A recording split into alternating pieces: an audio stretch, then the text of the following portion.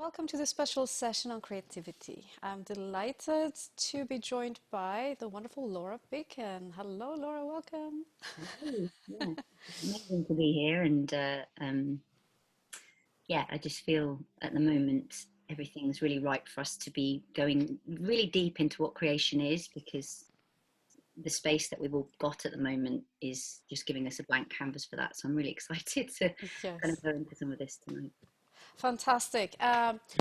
For anyone who hasn't met Laura before, there is a longer interview that we've recorded where you can hear more about Laura's journey. But I'll just say briefly, Laura is a writer, a director, an actress, a producer, filmmaker, musician, and a healer, a super multi-talented lady, and she's also a wonderful person.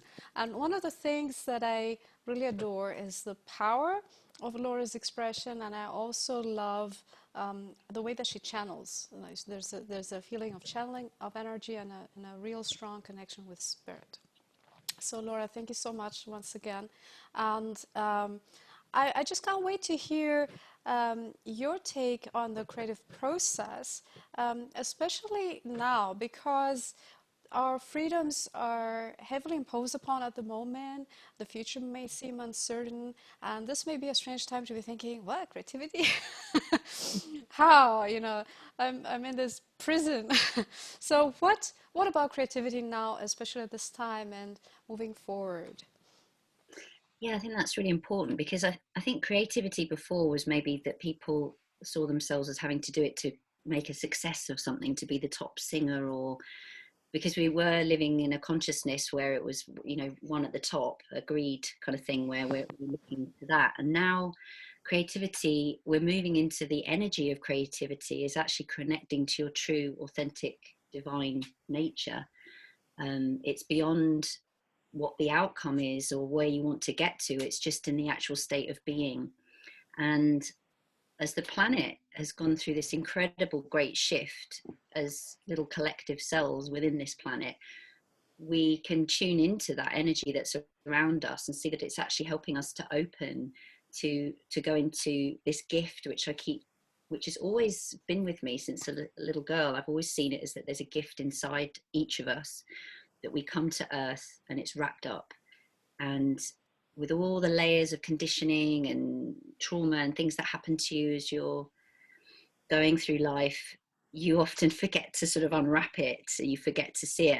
And sometimes I look at my life and I feel really grateful that I always wanted to act, and I knew that from a very early age, and I kept, pushing and pushing to get there. But sometimes people don't, and then you can kind of leave this life and not unwrap that gift, which is a shame. But respect to every soul and their journey. Maybe it's not in this life you need to unwrap it, but it's something to offer, a piece of the puzzle to this incredible story of life that we are all a little piece of. And once we actually unwrap it, it's just, it's a bliss that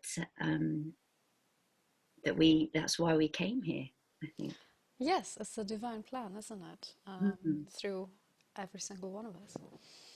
Um, I've seen a little bit of your presentation and I can't wait for us to jump right in. Is it okay for you to go straight into connecting with your creative spark and inner truth? Yes, I'm going to share a screen, because what I felt today, interestingly, I've been called to suddenly talk about creating lots, and each different workshop, I'm looking to give a different facet or a different angle or perspective into the creation. Um, and so this webinar, I felt really guided to go deep into the components or I've been working with some archangel ascending master frequencies, which I accidentally was kind of working on before I found them. And then when I did, it consolidated a lot of what I've been doing. And yeah, I've kind of gone deep into that. So I'm going to share those with you this evening, and they're really, really useful. It's apparently how the planet was built, which is a good way to look at if we're going to build a new Earth or a new way of being. Then we need to tap into that and understand. This webinar is looking to ignite your creative spark. It's something that I've learned working with young people and children. I've noticed that once something ignites within you, it's just got its own trajectory and its own vitality. And really part of what I feel I really want to be in service to doing the planet is to help people to find that and ignite it, and to go forth with things that they love and enjoy. And I think if we become an entire planet of people with ignited creative sparks, what an incredible frequency that will be. And I think it's beyond what we can conceive, actually, in this sort of time that we're in at the moment. So truth and authenticity is personally for me of paramount importance to what we create. I think the planet has been oversaturated with films, music that wasn't necessarily coming from a true place of somebody's soul trying to express something, trying to discover and understand something about themselves being here on the planet. And it became just actually following a grid on a sound, on music, or it became a bit too AI or a bit too disconnected from feeling or emotion.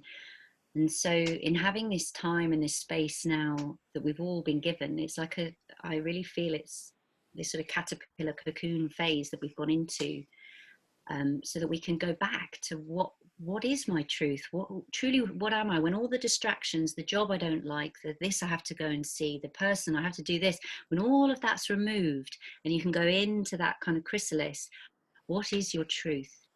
What is your true authentic self? When you can drop putting on makeup, you can drop all these things and just start to feel what that is. And this planet, Gaia, however you choose to see her, it is our home, and it's going through its own changes. And already now they've noticed that the north and the south pole slightly shifted, and we've actually the ley lines are moving. So we've got this kind of this shift happening, and this new energy around us now that everything's paused and we're in that pregnant pause and that stop. So with that new energy, it's a really ripe time to go with the energy and to come within and to start saying, okay, what would I love to do? If money wasn't an option, what would I love to do? What would be the fun thing I would do? And that's a good place to start with what your offering might be to the planet. And I know actually when you key into that, it has amplified power because it's connected to your heart. It's connected to something you truly, with all your being, actually, want to do. And the problem is we've been doing things we didn't want to do for quite a long time, and we disempowered ourselves. So yeah, really, really exciting that the actual light grids of the planet, everything is shifting, as well as our internal worlds have the opportunity to shift now that we're paused and we can go within. So I'm coming on to this quote by Tesla, who from a young age I've always been really amazed with everything he kind of came up with. I think he was the ultimate creator, the ultimate channel, really, because he said, if you want to find the secrets of the universe, think in terms of energy, frequency, and vibration.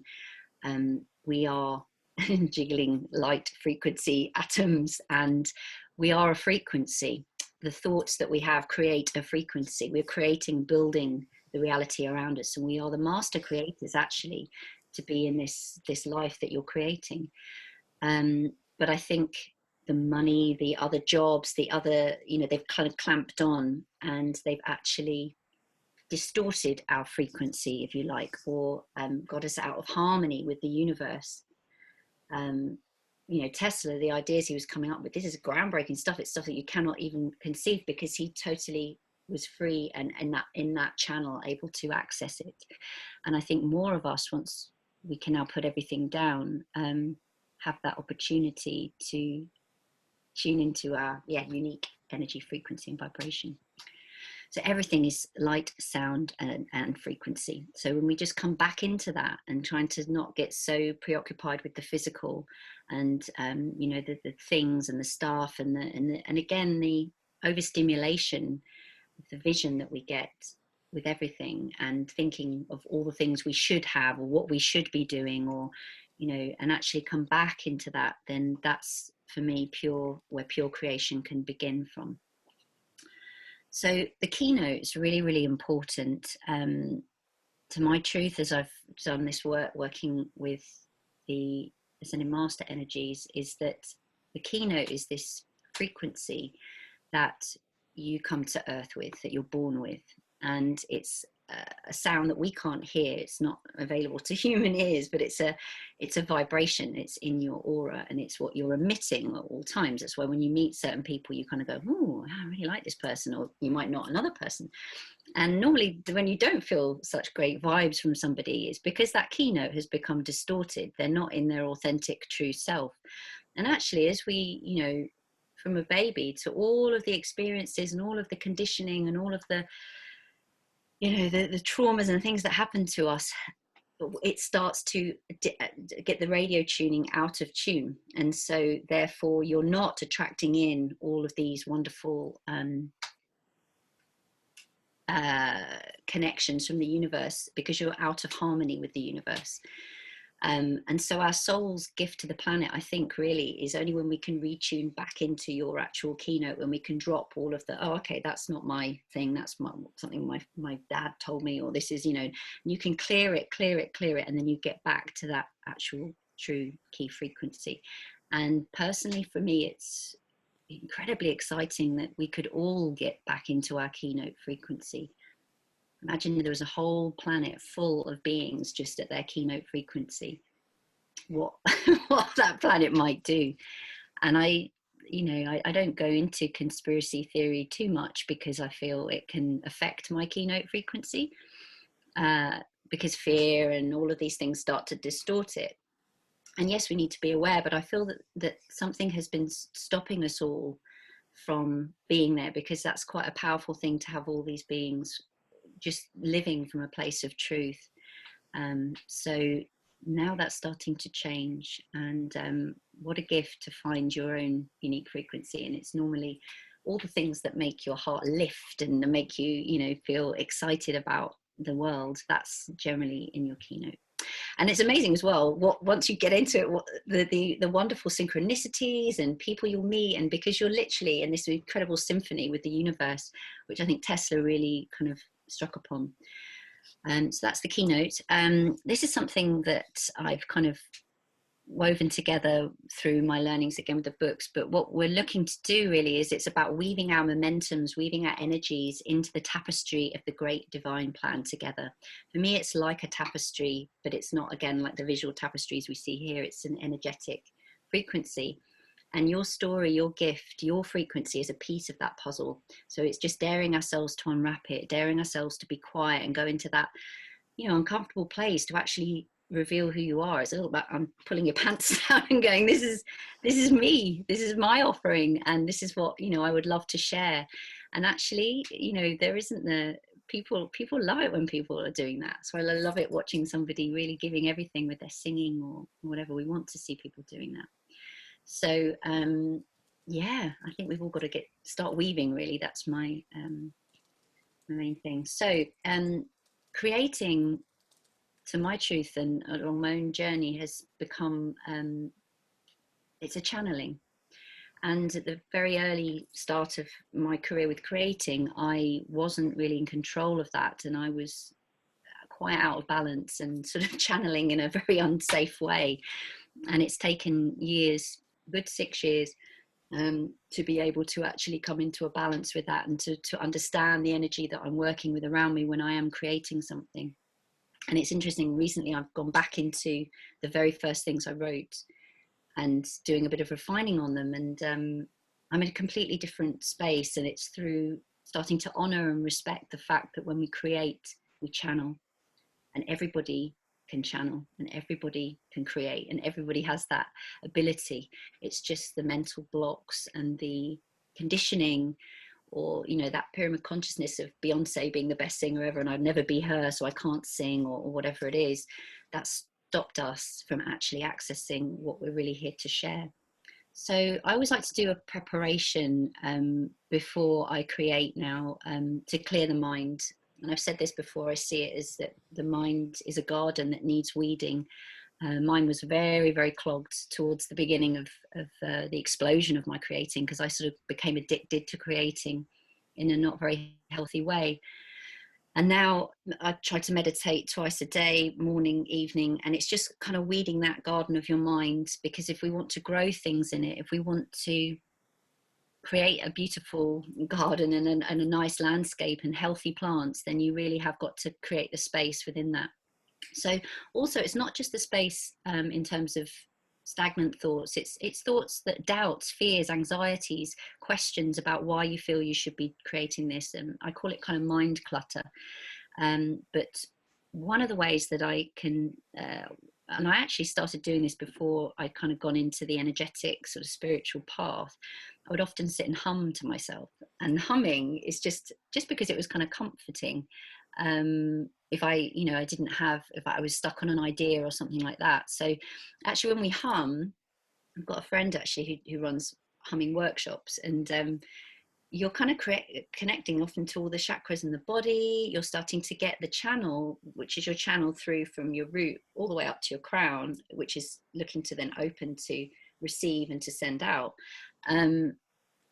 Yeah, through kind of creating sound, but without the thoughts, without the words, without the songs, you know, or what's that lyric, or what's that, just humming. It's actually it really brings a deep soul connection. So what we can just practice is moving up and down chakras. If some of you are aware of chakras, you might just think that it's some woo-woo thing, but actually all the ancient civilizations have them, and we do have these energetic points, so these wheels, it's in Sanskrit, that are on the body, moving through from your root to your sacral, to your solar plexus, to your heart, to your throat, to your third eye, and to your crown. And effectively, when we sing, all 7 of those just open. And so once I've been creating for a couple of years, when I found kind of singing and music, it was amazing, because I'm just in pure creation vibration, pure state of creation when I'm singing. But often people are afraid to unblock that kind of chakra area, because they think it won't be in tune, or it won't sound good, or, you know, or they're not going to be Beyonce or whatever. So actually, not caring if it's in tune or if your voice cracks or anything like that, but just allowing the sound to move through you. For me, actually, your soul is the sound of you, and it's not the words, that's the mind. So the sound. And actually, you look in all indigenous tribes, they will use music as medicine, and they will just sing, and they will sound, and they will tone, and they will create sounds. So that's a really, really good way to start clearing your channel if you're wanting to create.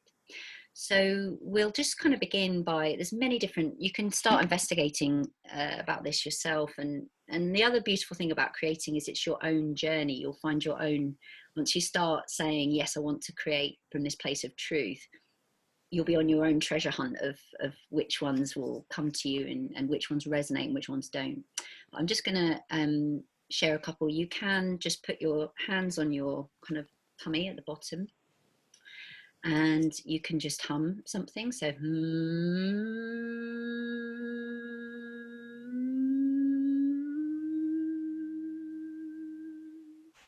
that just, you can literally feel the sound moving up through the channel. And then you can I've got other beautiful friends who I do a song circle spiral with, and we call it a cathedral of sound, or we all just create sound together, and it just kind of makes this incredible which again, because we're all light, sound and vibration, that sound is actually creating energy. So really, really helpful. So you can go through, like the root is a C, so if you want to start picking up an instrument or a tuner and going through and making a C note, sacral is a D, so solar plexus is an E, the heart is an F, the throat is G, the third eye is A, and the crown is B. But what I'm going to just get you to do, if you're sat at home with us now, just then start to play with your voice, just see where it wants to go, and just literally close your eyes, take a few deep breaths, like actually breathing in energy into the lower back, into the root, and just starting to feel energy moving up and down your spine, your pranic tube, and just allowing sound to just travel through.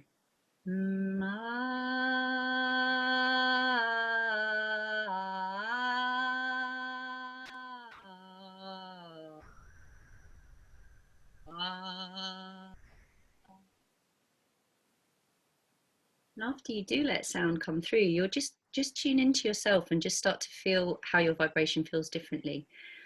For me, I just feel like everything's clearer because I didn't let this get in the way, and I just allowed it to start coming out. And if we want to create ideas that are visionary and groundbreaking and different, we have to get our mind out of the way, blocking, oh, will it be like this person, or will it be like that, or, you know, that's what we really do need to start removing to, yeah, to sort of create from that very, very exciting place.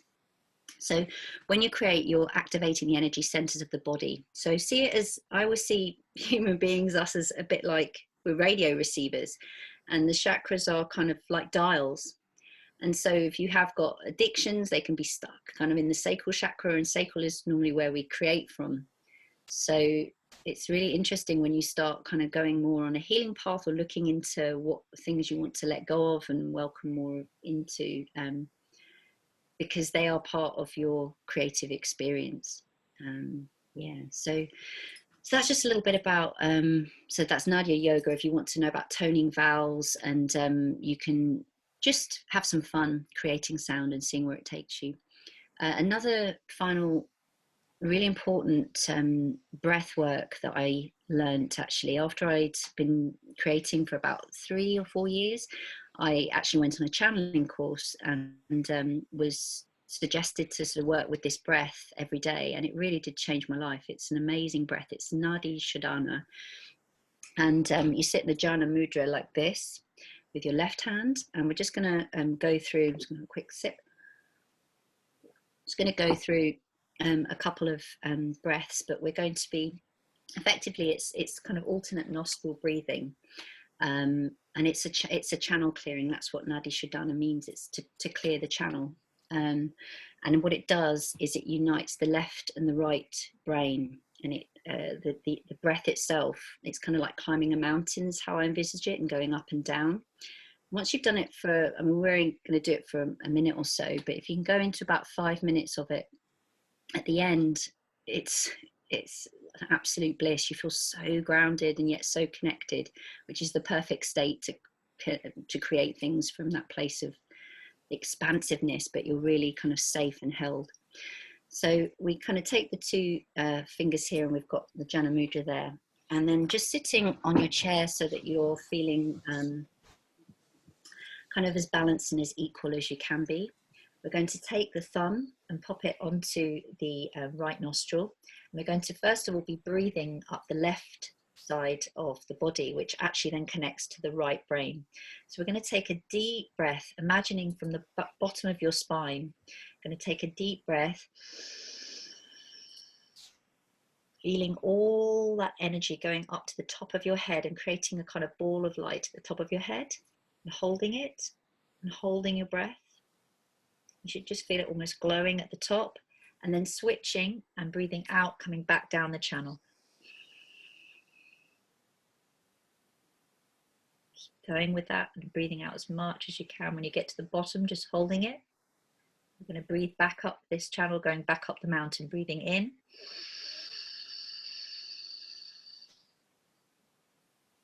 Feel it crossing your third eye and going up to the top of the head and holding it at the top. Feeling that light energy at the top of the head, and now switching, and we're going to breathe back down this channel, breathing down.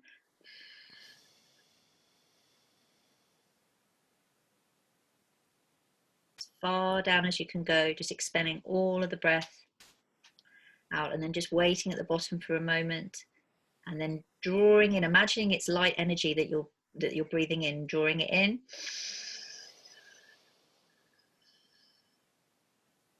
Feeling it going past the third eye, back up to the top of the head, and holding it. About 3 or 4 seconds, and switching and going over.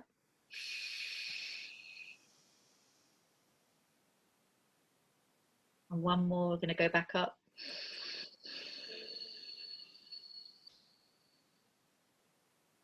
The top of the head, and just feel it cleansing and clearing out all stagnant energy that doesn't serve. And breathing out.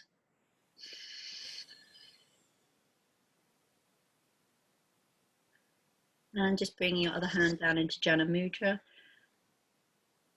and actually knowing that both the synapses are kind of, the membrane is stimulated and the pineal gland is activated by doing this breath. And when you open your eyes, just feeling that it's just this beautiful openness, this enlightenment really from working with that breath. So there are plenty of YouTube people demonstrating how to go through this, but I really recommend good breath work for wanting to create, because again, it's creating from that really centered place, not from up here, but from somewhere lower. So yeah, so that's Nadi Shodhana. So I hope that will be of use to people. So we're coming on to now where my whole kind of love affair with creativity began. Looking back throughout my childhood, I was forever like deciding to paint my entire room blue, like everything, the chair. I was trying to recreate things all the time or make something myself, but I didn't really give myself permission. There were two important moments in my life where I had to then give myself the permission to just really get it out and put things out to the world.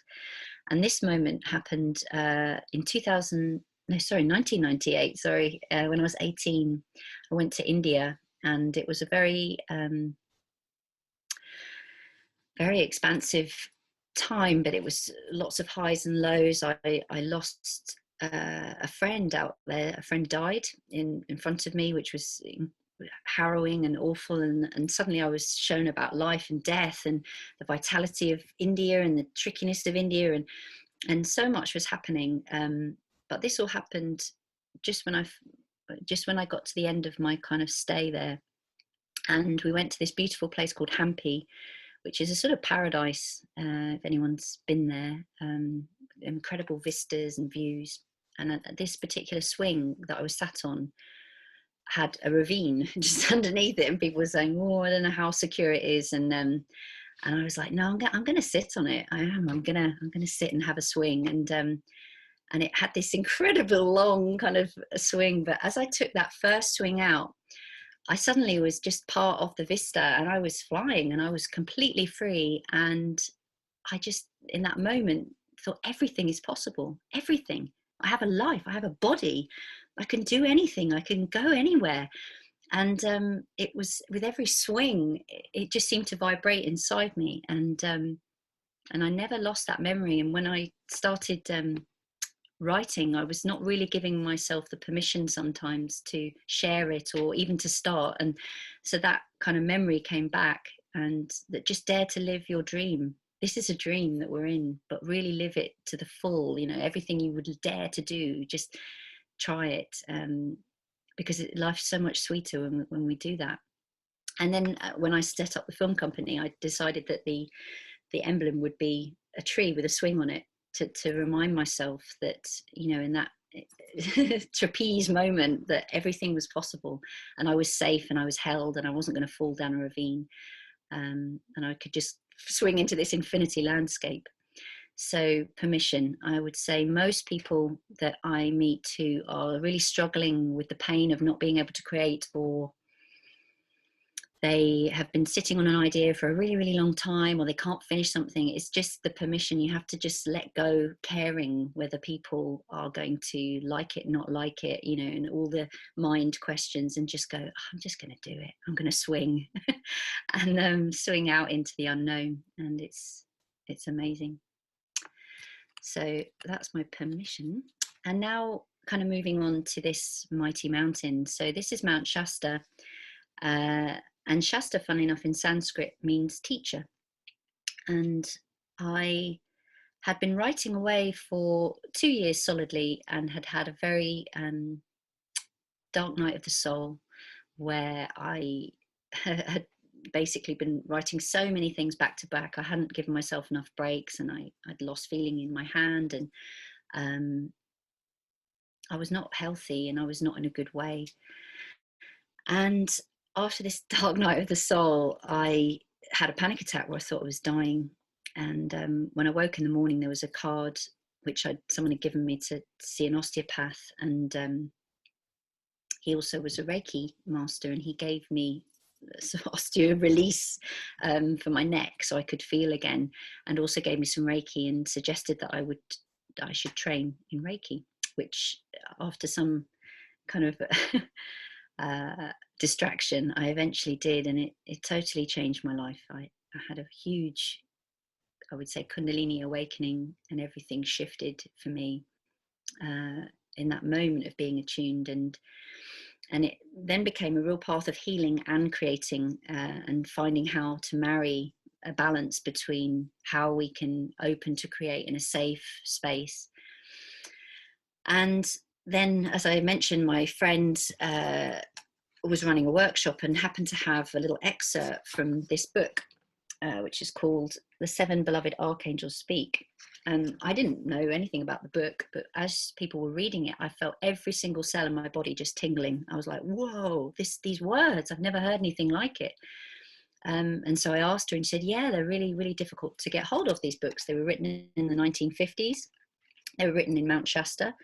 They were channeled by a man called Thomas Prince. And I became really obsessed with finding them, and it was really tricky because you could only find them used ones from libraries where people had kind of written in them or highlighted them. But I tracked them down and I found them. And then suddenly, from reading these, there were two of these books. One is about the archangels and one is about the Elohim. Now, I'm not religious. I don't believe in flying men or angels. I didn't at that point.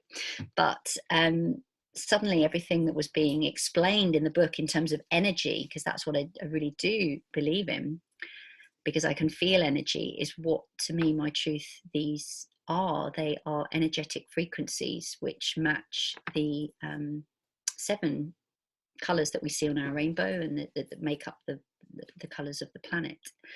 And when I started to go deep into reading these books, I understood that in the way that I was able to finish my writing, and I was almost addicted to the process of writing. Wrote, I think, 9 things in 2 years and nearly broke myself. But it was because I was following these 7 steps, which I'm going to share with you today, that they write about. I was following them. And then the joy of finishing was such an addiction. I would just keep straight on with the next one. I wouldn't find time to balance. So that gave me a confirmation of how I've managed to create and how I could help share things for people in terms of why people get stuck when they create, why they find it hard to ignite things. And yeah, every year, once a year, I kind of would take these books and really sit through them and go through them. And funnily enough, when I look at some of the early things that I first wrote, the TV series I wrote, it had some archangels going through it. And then in another film I wrote, there was this sort of the archangel character, and I was like, wow, these were in all my writing before I found these books, which was an incredible sixth sense moment, because I understood that there was something in this.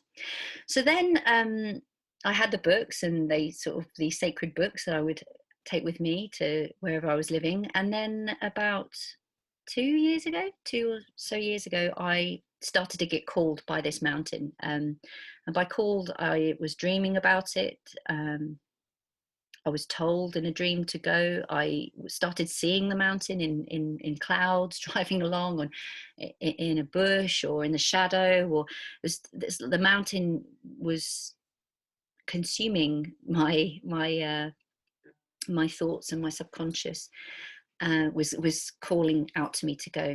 So I eventually bought a ticket and went, and it felt a little bit like coming home, bringing all this information that I've been learning from these books. And I went not to do anything out there, which was really important for my creative process, because I'd had so many years of doing. I'd basically been in too much of the yin energy, and when I went out there, I'd literally just met all this incredible soul family, and had a bit of a moment to just tune into my energy, reacting to the energy of the mountain. And again, I think the frequency that Tesla was talking about, our light energy, our light frequency, it's constantly talking to lots of things around you to other human beings, to animals, to mountains. And so sometimes just going somewhere and showing up, you can be, I like to, it's my truth to feel that we're almost absorbing things, or we're taking information, and like a bee, you're going to cross-pollinate and bring that back to wherever you are going back to. So yes, visiting the mountain was like a pilgrimage for me. It was a pilgrimage to kind of honor what I'd learned from these books, and also like a huge out breath and yang energy of, wow, I can just be for a little bit. So one thing that they mention in the books is, as architects, they see it very much as that we, as a human being, we're here in the physical form as an architect, a builder, and a designer of the new earth. We've come to a point, it's quite a critical mass point at the moment, where we all need to enter into the science of creation. We don't like how society was. What are we going to build? What do we want? And this low level, just going along with things and, hoping it will change, that's stopping now. And I think it's only going to keep ramping up. And for an old system to collapse, it's, a square system, it's going to feel terrifying, and it's going to be shaky, and it's going to feel unsafe, because it's a change that we can't quite conceive. But actually, when we tune into our creative frequency, into intuition, because that's effectively how we create, we're tuning into our intuition, then we start to have an anchor through that, because we can start to pilot our way through it. So architects, builders and designers, often, to actually birth an idea out, you have to really be that architect who says, okay, this is my kind of plan. You've got to spend the time building it, and at the forefront, the overall design of where you see that fitting, or that's got to play there. And we can do that as teams. You can find people who are more architects and more builders, but the science of creation, it's vital that we all understand now how the planet was put together, how everything around us, how we build our realities, because we're going to be needing to choose to build a new one. So this is useful. So the 7 steps to precipitation came in this second book that they've got here, which is the 7 mighty Elohim speak, and it's on the 7 steps to precipitation, which always made me tee-hee a bit, because it's just rain, right? Precipitation. But it's like a flow, I guess. And as I say, so it was the Ascended Master Teaching Foundation in Mount Shasta, 1956, that these were first channeled. And then they kind of got lost.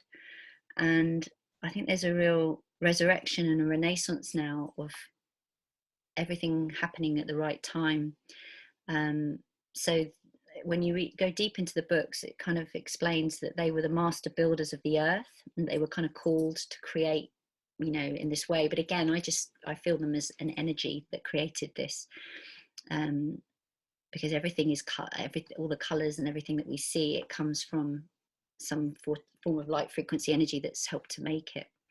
So the first ray, and this is, I link it to the chakras a little bit when I think of it, but if you want to go deeper, you can look at the names of the archangels. But for this, I've just really explained the first ray is the decision and the will to do. Okay, so that's the idea. Hercules and Archangel Michael, for those people interested in the Elohim and archangels, that's for this one, and it's color blue, and it's normally on a Sunday when that begins. So the idea is, again, they mention it as like a bow and arrow almost shot at you, like an idea shot into your consciousness, and you're kind of seen from the imagination, the imagination that we're all kind of collectively pulling from. It's just a huge network of images, of ideas, of concepts.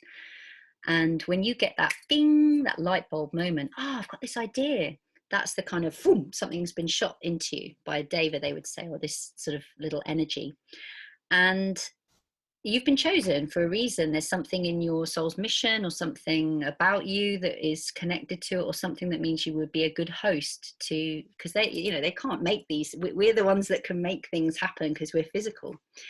So a lot of people get the idea, and it's very exhilarating, and you will meet some people who just have tons of ideas. They're so in the first ray, like, oh, we could do this, we could do this, but it never gets done. And that's because they haven't moved into the second ray. So the second ray is perception.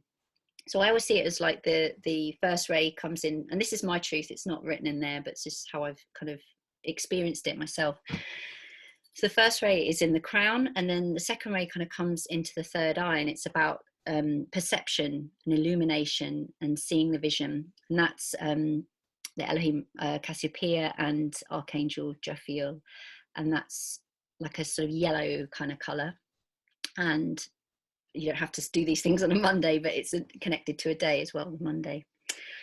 And yeah, I in my own experience, I tend to, when I'm doing energetic healing work with people, I always see a vision. I see little, almost like stories around different parts of their body, and that's like something that they are looking to release. Or so the vision part was something that I really attuned with and was really kind of connected with. And when I write films, I can just see everything, every last detail. It's like I'm there. And so the vision part is what is almost the sort of map that you kind of make in your mind, and really envisioning yourself with the finished product, what it would look like and everything else. Sometimes it's useful to, when it's something I'd really like to do, I often see my third eye almost like a projector, and I vision that going out into the universe for it to kind of see. And again, that's how we kind of receive from there. So we're pulling it down into the third eye for the second ray. And then the third ray, this is the strange thing about these. For me, it moves into the heart. So it's kind of missing this, but we'll come back to that. So it moves into the heart, and that's divine love, and it's cohesion to hold. So love is the most powerful frequency ever. You know, mother's love for her child, you know, the love of it's so strong. And actually that is the kind of energy that you need to, with your projects, you need to love it like a child. You need to love it to the point where you'll never grow old of it, and you'll you know, it's all the projects I've created, you love them like they're all so different, and they're all like your little versions, little children really. So that's Orion of love, the Elohim, and then Shamuel as the archangel, and that's Tuesday, and it's a sort of pinky color. So we hold it in the heart. And sometimes people, maybe it's been a poor choice shooting it to them, because maybe they just don't love it enough, and that's where often it can start to disintegrate. But this energy, so if it continues and you've gone into the crown, into the third eye, down into the heart, then we come into the fourth ray, which is purity, and that's keeping it clear, keeping it pure. And that's where, particularly in film and TV, I've really seen, when you've got 12 different producers maybe on something, all wanting to have their word on it, it loses its purity. And you forget, oh, why was I doing this in the first place? Because so many people have pulled it apart. And often it comes back to that mind clutter. You don't think you're good enough on your own to do it. You need somebody else to tell you what to do. But actually, whatever the idea was, there's a purity in it. It's its own being, and it's moving through you, basically. So that fourth ray, so it's the Elohim of purity, which is Claire, and it's Archangel Gabriel, and that's a sort of white color, and that's a Wednesday. So yeah, I see it as, like, in terms of keeping it clear and pure, I see it as moving into the solar plexus, because it's sort of like having your own power with it and saying it needs to retain what we originally said, or it needs to keep that. And it's tricky, because in the creative process, particularly when you create with other people, there will be things that you can't find that exact thing on a film set, or you can't, you know, and you have to sort of let things change a bit, but mustn't lose that original thread of what it was from the very beginning, or, you know, it again, that idea disintegrates. Fifth ray is concentration, consecration, avoiding distractions. This is what I became a bit addicted with, because I removed all fun, all distractions, relationships, you know, any kind of love for myself. Actually, I was just so in the concentration of writing all these things that I become a bit of a slave to it. And because that was quite addictive for me. And that fifth ray is Vista Cyclopea, and it's Archangel Raphael. It's a kind of green color, and it's on a Thursday. If you want to tune into those energies, apparently they're around on a Thursday. So often you'll meet people who they've got an idea they love, and and they're keeping it pure, but they've got lots of other things they're doing, and I think particularly in the sort of overstimulated nervous systems that we've all had from Google and constant four different social networking things to check into, I think in a way that's trying to stop us from keeping clear in our channel of holding these ideas, because we can do so much now and there's so much at our fingertips that we kind of lose the momentum of this idea, of this concept, of whatever it is. We lose the concentration. So it's going into that one and actually removing distractions to a point. It can be really useful to actually uh, finish creating.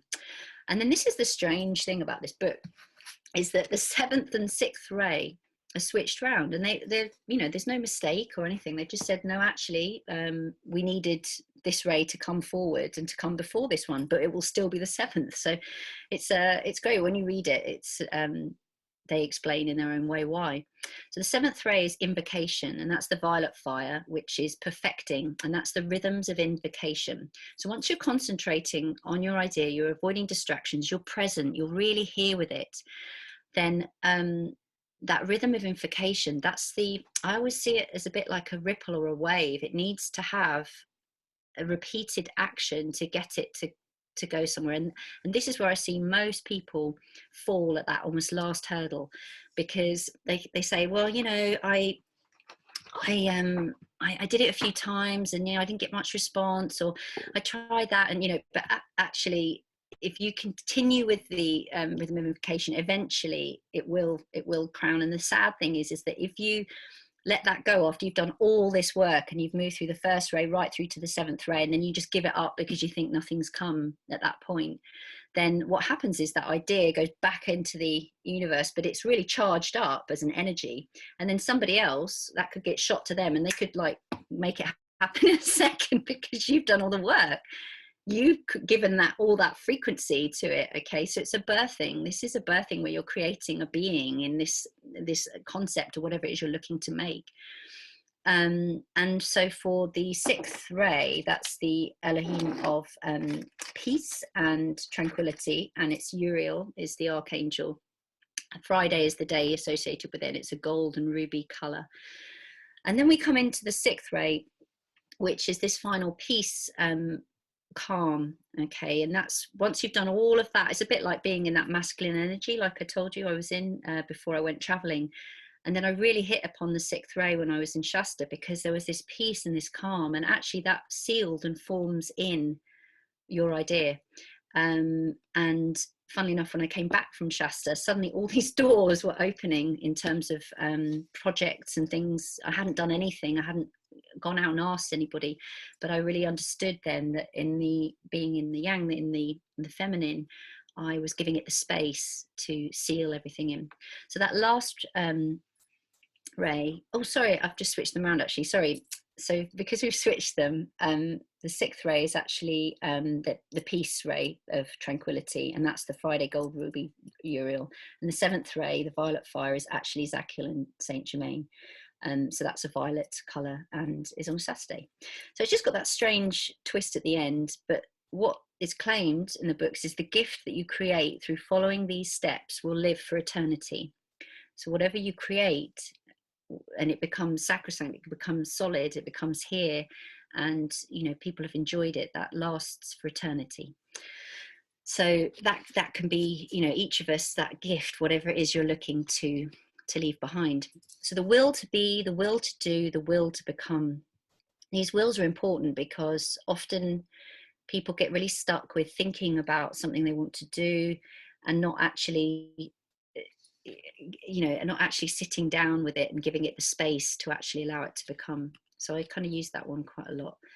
So becoming masters of our own energy, what effectively these books for me, and also in my own journey through my own life, has been, it's about mastering my own energy. And I have a tendency to fall out of balance when I'm creating sometimes, and I have to really steer the ship back in and know that the kind of the mental and the feeling worlds, that's what I'm looking to always balance. That's what I'm looking to, because I need my mind to be able to sit down and write these things. But there's also something else that's looking to come through, the soul of me, and they've got to get on, basically. So the mental and the feeling for me is the mind and the soul.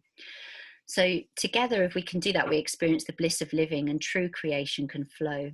When you're writing for somebody else or you're doing something for someone else, it hasn't got the same energy. When it's something your soul really wants to share, it's electric, and it has an amplified frequency which sends signals out, which incredible signals, which sometimes I think, God, I haven't done anything, and then this happens. It's because again, we kind of just think in the vision, in the visuals, but actually there's a whole other kind of energetic network, if you like, of things going on, that when you start doing that, it pulls for somebody else somewhere else. So creating is a divine birthright, and it's through sharing our gifts, truth, and authentic selves that we're going to help build this new world. I'm not saying everyone should go out and become the next singer or the next whatever. Do what is genuinely something that you feel you want to share, and get into that quiet space to find what that is. And what I've popped here are Gandhi's top 10 fundamentals for changing the world, because through kind of all my projects, I really worked with them. There's 10 of them. And I followed Gandhi a lot, because he would say at the beginning, when what we think and what we say is in harmony with what we do, then we're in true happiness and true connection to spirit. And it's true, if you say you're going to do something and you don't follow it through, then people, again, there's an energetic currency, and people, I'm very careful about following through. If I've committed that I said I would do something, then I want to finish that. Or if I can't, I need to have that conversation. So of course, all manner of things get in the way, and that's why these changing the world fundamentals are good. So the first one is change yourself. The second is you are in control. The third one is forgive and let go. The fourth one is without action you aren't going anywhere. Take care of this moment. Everyone is human. Persist. See the good in people and help them. Be congruent, be authentic, be your true self, and continue to grow and evolve. So the final little thing I want to say is just, yeah, creation and truth. When they're married up together, then we have this real expansion of our soul light. And you don't have to do a lot, actually, just by being who you truly are and what you really want to share. There's a magic and an alchemy with it, and it will just keep unfolding in ways you can't imagine. So yeah, so that kind of brings us to the end of our little presentation. And I've put on here our film company website, so if any of you are interested in finding out about films that I've made, and we've got a new series we're developing at the moment, which is exciting. And also there's a Facebook pages there to have a look at other projects that been creating, and also a special discount, half price, for copies of a DVD of the film that we made, Hesperides. So if you would like to see that, you can just give us a message, and then we'll give you a half price copy. So feel free to keep in touch and enjoy creating. It's yeah, it's an incredible energy once you can get it past all the mind stuff.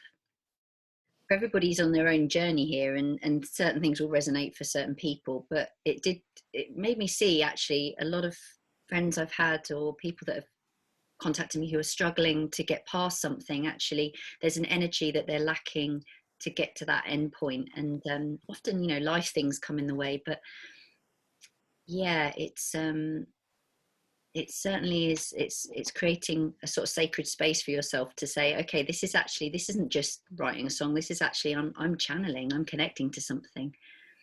And I don't think we necessarily looked at it that way before. Yes, and it's all connecting to the underlying idea, which is that we are all part of something bigger. Mm. So when we're channeling, it might sound like we're channeling something other than ourselves, but not really. It's who we are. It is also that wholeness, Mm. right? So we become. And Mm. thank you so much, Laura, for your beautiful wisdom and such a rich, rich sharing. Thank you. Thank you. It's a pleasure always talking and sharing with you, Eleanor. I love it. And yeah, I just hope we can all go forth and be in that place of truth and authenticity. Yeah, wonderful. Thank you. See you all again soon. Bye for now. Bye. Bye bye.